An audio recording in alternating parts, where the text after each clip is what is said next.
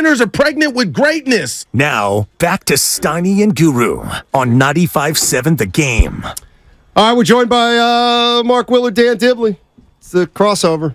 We got show meeting today, so just giving you a heads up on that. Whatever. He's going to be here. He can wait. He's fine. No, he said 2 because he's going to call with corporate at 2:15. Guys, I need you at 2. Yeah. Not 2:02. Well, then then you should stay. Yeah. Yeah, push it. Exactly. What's he going to do? Push that show meeting. What's he going to do? Salt and pepper. Push it real Well, good. we did. We pushed it up. We had to push it up to 2. Yeah. Push it back. I mean, exactly. But then it's going to bump into the... That's the point. Thank you. Yeah, you follow me here, Steiny. I can get out of this. You can do Quarter it. after Guru 2. Guru likes meetings. This He's is on the new me record. on the crossover. Hey, I'm jumping late. You got me. Stanford Visor, look That at was you. straight What's up? peer pressure, Yeah. Steiny. Wow. You got me curious. I walked by. You guys were talking on the couch, and I heard you say something like The couch. something about if some of they'd lose their morale, or their morale would. You said their morale would. He came and drop. said it on our show. And I wonder who he was talking about. Oh, I remember I said somebody's morale. He's saving it for the show, Steiny. No. Give me a second. There was a lot flying around. This is the show, yeah. Oh, we were talking about the Chargers. Okay. Oh, We were talking about the yeah, Chargers. yeah, Okay, yeah. here's how this That goes. coat. I'm sorry. Well, here's how this goes. Man. We're talking obviously about the fans, and is it Vivid Seats? What's the name of the deal? I think so. That predicted that the building will be 64% 49er fans this weekend. Oh, okay. Okay. Yeah. Now, if it is 64%, that will feel like 80 because red, loud. We get it. We know what Niner road games have been Gotcha. looking like. So we were talking about that, and then Matt, look.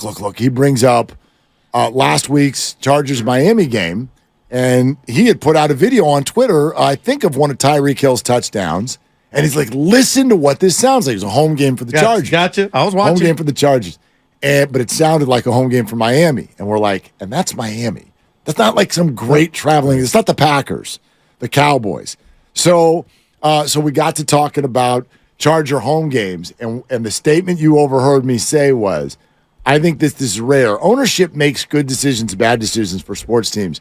But I think it's rare that ownership sort of bleeds into the actual on-field product, even when you have good players. In my opinion, why do the Chargers underachieve? Ownership.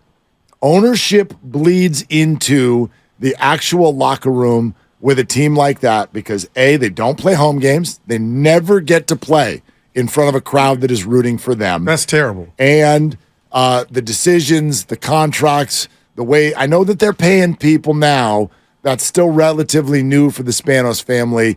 The surroundings, the facilities for years, I think, has killed the morale of Chargers players. Well, you were up 27-3 or 28-3 and lost that. Did that have anything to do with ownership? I know it's one specific incident. Yeah, that's one but half I would of say, football. hell no. They got a coach that should have been jettisoned out of there. But it's just a curse. They're just cursed. Wow. So there's no real reason. Can't fire Outside a of the coach. holy roller. You can't Shout out fire Bill a coach King. when it's just a curse. Does every fan base feel like their team is cursed on some level until you go on a run? I dare a Warrior fan to say it. I Right. know. Well, you can't Right. now, but you could have 15 years ago. You could have. No doubt. Yeah, Because absolutely my partner could have. came in here today and said if this Giants, as they embark on this 10-game road trip, let's just say go 8-2. I heard that, The yeah. third wild card. Yeah.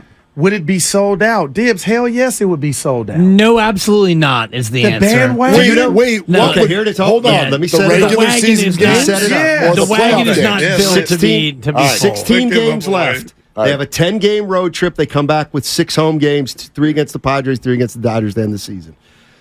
My thought was, I just remembered We Believe. You know, they caught fire late and something magic happened. And I just thought, did the Giants have a We Believe? Is it even possible to have a We Believe? What would that look like? Well, what if they went on this road trip and go 8-2? And they take this wild card kind of by the neck, and now they're coming home versus San Diego and versus LA. Oh. Is it packed? Are those games packed? Are they 10, mostly 12, and full? 14 on line one. Do they capture the imagination of in those 10 games when you realize, well, they're probably going to make the playoffs now? Okay, so you're asking if Monday night, September 25th. Yes. Monday night. Speak on it. Yep. San Diego's in town. But you're holding on to that last spot. The Giants have opened up. They're opened for up the third wild a card. game and a half lead. Yes, sir. Is that game sold out? Come on. No. Monday night? Well, what about 107? The people were coming out. That Dodger game, I still vividly remember to where, you could, some Dodger fans. They won in there. 107 games, and playoffs were a foregone conclusion, even if they lost the division. Well, I'll say this because you just read the Susan Slusser report about it looks like the boys are safe. Dibs, so you got major issues if that's the case, and you're the third wild card. And let's say you're a game up, and it's not packed. That would be. I don't think the Giants have been there at that juncture before. No, they haven't, and there's a reason why they are there, and it's because your favorite player is going to start and then get pinch hit for in the fifth because it's a righty and he's a righty and he's coming out and we got an opener and then we've got two more guys coming in and our starter is going to come in the fifth and you don't know these guys and your favorite player is now back in AAA or is he? He's actually on his way back because he's got options and he's pre-arb too and this entire team is filled with guys who go up and down. There aren't any players with any real star power. You've got Logan Webb and maybe that's about it. Doval. Oh, yeah. He's great. Right. He's great. And people are interested in Harrison. I think that's a little too far to say that there are no players, but the collective is not. The collective is boring. The collective is unknown. Yeah. What would you say to this? Okay, so every fan base is comprised of casuals and hardcore. Sure. This play the Giants have so they're not good enough to get the casuals, right? They're boring, right. But what I'm getting a sense today, because we got a few calls on it, is even the hardcores are looking at this style of play. I heard the one hardcore, and they're out on the style. Yeah. So even if you're a hardcore fan who you think's going to be there every night, I think they've lost some of those because they don't like the philosophy. Can you put that into philosophy? I get. Put that into words for me. The style of play, the openers, the guys getting pinch hit for, right? The fact that you don't have 9 guys. Position. Like I still think we think about our youth, and we can look at the Dodgers in the 70s, and it's like no, I get that. You know what I mean? You had their lineup was their lineup, and when you went to the game, you knew that you were going to get to see your lineup, your team. So I still believe, and this is not an excuse. It's not okay. It has not worked. I don't think the Giants are doing that as philosophically as people think they are. That. They're doing it based on need. It's not as if they were going to pinch hit for Carlos Correa. Sure. If he had been on the team. But I don't think that addresses the real problem. Whether it's need or philosophy, the problem is you don't have players that you believe that you can play for 9 innings. No, I agree with that. So, that to me is the issue. So you're right. I don't think that Farhan's saying or Gabe is saying, we don't believe that any player should play 9 innings. They look at their roster and they say, if I have a lefty up, pitching, I can't have Jock Peterson hit. They're trying to win. They're trying to win, to win with the people who are in the dugout. And the people who are in the dugout aren't good enough at baseball as compared to the Dodgers and the Braves. I was about to tell Steiny the ultimate test was going to be when they host, if they made the wild card, the first game here. They don't. That is the stupidest. You're going to have a playoff series, and the Giants wouldn't get a home game if they're the third wild card. You think that's stupid? How is that?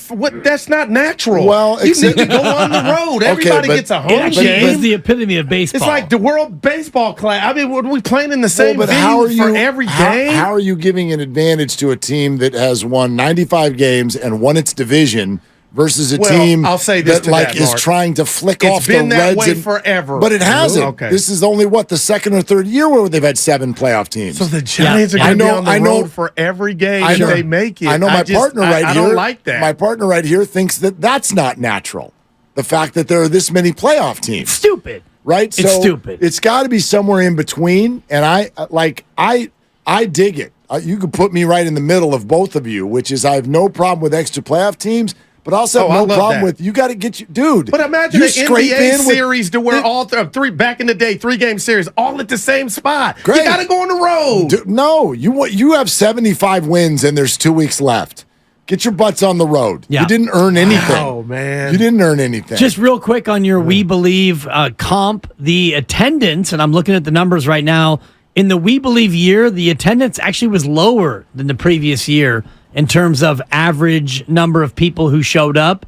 The Warriors averaged 18.2 in 06, and then it went down to 18.1 the next year. And then after We Believe, it went up from there. So people didn't actually show up more often for the We Believe games as they did the next year. Well, and the Warrior fans have a reputation of showing up even when the team wasn't great. Yeah. Yes. So no doubt. And I don't think the Giants fans would suddenly off an 8-2 trip. Yeah. You're not getting 40,000 at Oracle. I'll tell you, as long as we're throwing stuff out we like and we don't like. I'll tell you, do you like the one that there's just the number one team in each NFL conference gets home field throughout? Or you mean the bye? They get the bye. Yeah, I'm sorry, Yeah, the bye, yes. Is that too much of an advantage for the number one team in each conference? Because I kind of like it.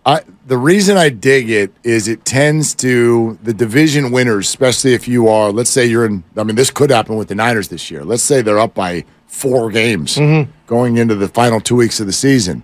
Well, you still got something to play for. It's true.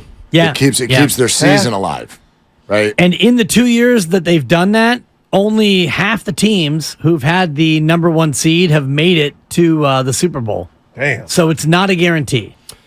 Did the Chiefs have it last year? The Chiefs Didn't they have that yes. They weird did. So situation it was because one of versus Hamlin? one last year. Yeah, But the good year call. before was not. Neither. Correct. Okay. Correct. Yeah. But last year, yes. Oh, well, because the Niners defeated the Packers. It was the Yes. Packers, right? Yeah, and it was also Hufanga? I think the Chiefs were I have to check it. See, I think half's a lot. Yeah, Cincinnati. Cincinnati beat beat Kansas City. small sample. Yeah. Right. But in terms of where we are, if you look back to the 2 teams getting a bye, the majority of those teams actually make it to that final weekend. It's like 75% of the top 2 seeds make it to that conference championship. Gotcha. But Tell you what, we could sell that building out right now, Steiny. Which one? Oracle. With what? Reds have lost. Marlins have lost. let's go. Diamondbacks are down 2-0. In the third. Oh my gosh, Logan, come on. If there's something, JD I know. LFG. Come on, Logan. See, I let things play out. Let things play out. Well, so this is what I think would calm every Giants fan. Like, and this is where I'm at. You can completely root your stupid nacho loving face off to make the playoffs, and also still want change next year. Oh. And I don't mean firing people. Right. I mean a different way of roster construction. Mike Trout comes available. I asked Steiny, you take a flyer? Go kill him. Yeah. Yeah. All right, that's you're listening to 95.7 The Game, KGMZ FM and HD1 San Francisco. Always live on the free Odyssey app, Twitch and YouTube, powered by First NorCal Credit Union. You guys have a great show, and we got a show meeting. Bye.